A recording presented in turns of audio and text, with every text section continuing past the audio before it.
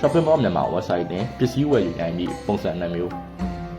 Shopping Mall မြန်မာ website တွင်ဝယ်ယူသူများသည်မိမိလိုချင်သည့်ပစ္စည်းကိုရွေးချယ်၍ဆိုင်ဖုန်းကိုတိုက်ရိုက်ဆက်သွယ်ဝယ်ယူနိုင်သည့်အပြင်ဆိုင်မှပြန်လည်ဆက်သွယ်လာစေရန် order တင်ထားခြင်းဖြင့်လည်းဝယ်ယူနိုင်ပါသည်။နီလန်1ဆိုင်ဖုန်းကိုတိုက်ရိုက်ဆက်သွယ်မေးမြန်း၍ဝယ်ယူခြင်းမိမိကောက်ကို login ဝင်ပါ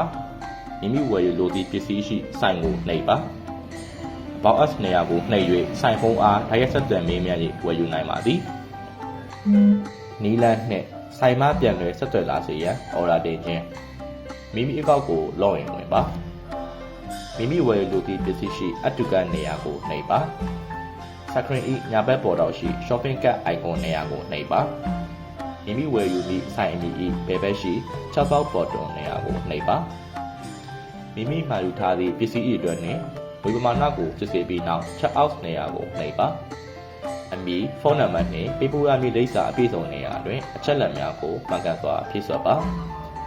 cash on delivery စနစ်ဖြင့်မှာယူလိုရင် place order နေရာကိုနှိပ်ပါ checkout button ပေါ်လာပါက proceed ကိုဆက်နှိပ်ပါယခုဆိုရင် cash on delivery စနစ်ဖြင့်မှာယူခြင်းအောင်မြင်သွားပြီဖြစ်ပါသည်ဆိုင်မှာတင်ပေးပို့လိုက်သည့် order အားခြေစစ်လက်ခံပြီးပြန်လည်ဆက်သွယ်လာလျင်ဝယ်ယူခြင်းလုပ်ငန်းစဉ်ကိုဆက်လက်လုပ်ဆောင်နိုင်ပါသည်